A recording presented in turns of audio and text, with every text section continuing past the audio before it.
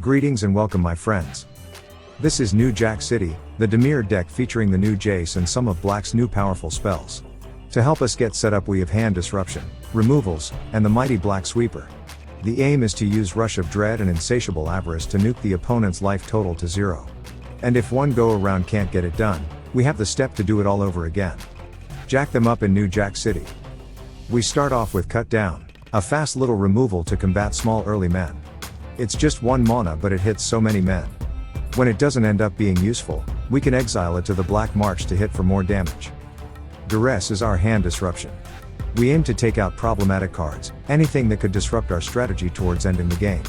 At the very least we can snipe removals out of their hands so they have no way to take out our one creature, Sheoldred.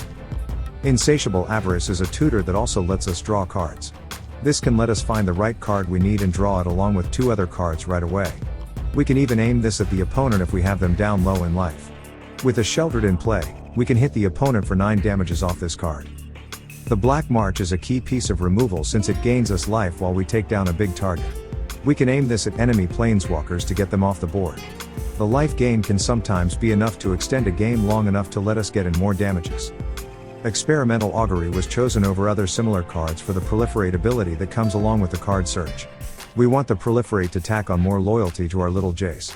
This is great at digging through our deck and finding the cards we need. The little Jace is only 2 mana but he can't be played out until turn 4 or later. It's not a terrible drawback since our early turns we aim to snipe enemy men or disrupt the opponent's hand. Once we have him in play we'll use him to plot Rush of Dread or Insatiable Avarice. Plotted, these cards get better as now we only have to pay the spree costs. His ultimate means we get doubles of all the cards we play for free. A double Rush or Avarice can often be what is in the opponent. Rush of Dread is a powerful card. It can cut the opponent's resources in half. We can cut enemy teams in half, the opponent's cards in hand to half, or their life total can be chopped in half. It's a powerful effect that gets better if we plotted the card with Jace. Plotted, we only need to pay the spree costs which total 5 mana so we can hit all 3 modes. Devious Cover-Up is our counterspell of choice. It counters and exiles the card we hit but it also restocks our Rush of Dread back in the deck to keep sending them at the opponent's face.